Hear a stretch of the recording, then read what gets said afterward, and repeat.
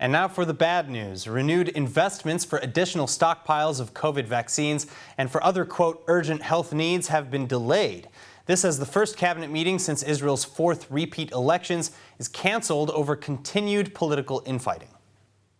The Likud and the blue and white parties still at each other's throats. Their failure to pass a state budget leading to the government's collapse in December and the fourth serial elections that followed. And now they're arguing over the Justice Ministry, leading to the weekly cabinet meeting being called off.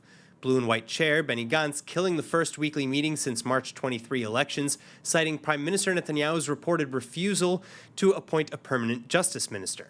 Netanyahu, other Likud officials, and even health ministry authorities are firing back at Gantz, however, accusing him of setting Israel back by months and of irresponsibly endangering the well-being and health of all Israelis for political gain. And this, as canceling the meeting, meant delaying approval of a scheduled spending package on COVID vaccines for next year and other health needs. Likud in a statement now even claiming that vaccine manufacturers Pfizer and Moderna could scrap the agreements should they not be signed on time. This alleged fallout aside, though, the continuing squabbling in the wake of another indecisive election is leaving more and more Israelis disheartened by both their political system and the apparent ego of their politicians. לצערי הרב, כמה שאנחנו רוצים שתהיה ממשלה, אני לא חושבת שהמנהיגים שנמצאים בפוליטיקה יעשו את מרב המאמצים בשביל העם, בשביל שתהיה ממשלה ושנימנע מעוד גל של בחירות. ככה, זה כמות החוסר אמונה שלי במנהיגות הפוליטית היום בישראל.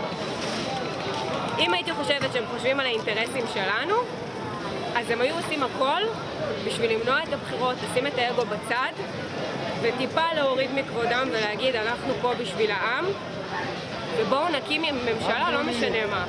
That said, some old partnerships and a couple of strange new ones may soon be on the horizon ahead of meetings with President Rivlin next month, meetings where party heads are set to recommend a candidate for prime minister. This as neither side has a clear path to a coalition. The Netanyahu-led right-wing bloc only coming up with 59 seats to the anti-Netanyahu bloc's 57. And that's assuming that Naftali Bennett's Yamina party chooses Netanyahu in the end, which, as you can see, is still below the 61-seat minimum. So unless there's an unlikely defection or a massive change of heart, it appears that for the first time in Israel's history, an Islamist Arab-Israeli party, Ram, stands between fifth elections and a functional government. And both the Likud and the Yesh Atid parties are reportedly in talks with Ram chair Mansour Abbas to swing him their way.